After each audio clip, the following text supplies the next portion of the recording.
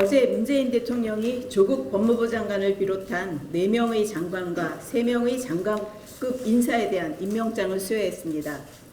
이 중 국회 인사청문회를 거쳐 청문 보고서까지 채택된 것은 농림축산식품부 장관 단 1명뿐이었습니다.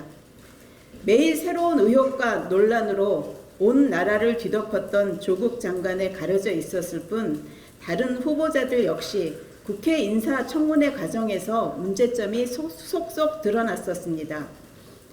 방송 공정성과 독립성을 수호하고 ICT 신산업을 육성해야 하는 한상혁 방송통신위원장은 청문 전부터 제기된 정치 편향성 논란을 전혀 해소시키지 못했습니다.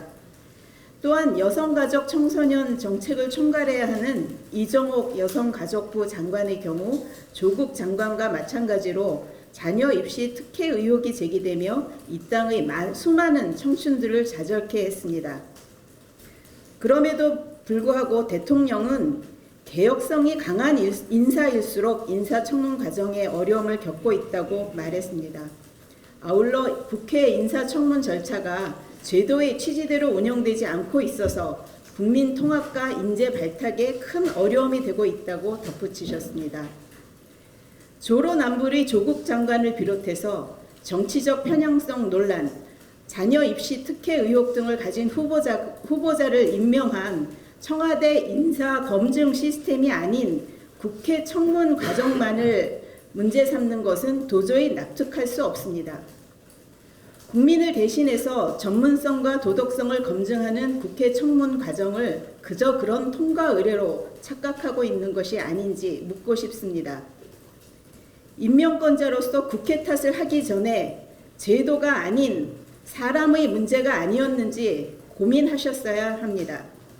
그것이 정의를 외친 문재인 정권에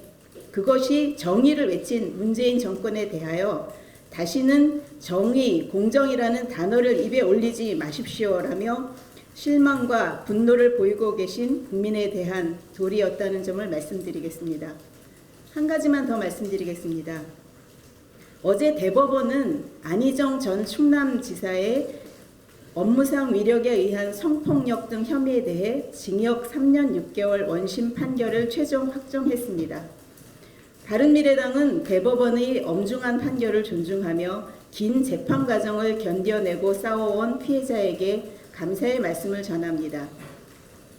2018년 3월 피해자의 용기 있는 고백 이후 최종 대법원 선고에 이르기까지 피해자는 성폭력에 대한 고정관념과 싸워야 했습니다. 이번 판결은 피해자다움에 갇혔던 성폭력 판단 기준이 잘못되었음을 사법부가 인정했다는 데 큰 의미가 있습니다. 권력을 이용한 성범죄의 경우 피해자의 입장에서 판단하고 그 진술의 신빙성에 입각해 처벌해야 한다는 판례를 남긴 것입니다. 이것이야말로 미투 운동을 지지하고 응원해온 우리 모두의 승리이며 그동안 침묵해왔던 피해자들이 적극적으로 말하고 행동할 수 있는 전환점이 될 것입니다. 또한 안희정 전 지사 사건 판결 기준이 향후 성폭력 관련 재판으로 이어져 우리 사회에 만연한 권력형 성범죄를 뿌리 뽑는 계기가 되기를 바랍니다.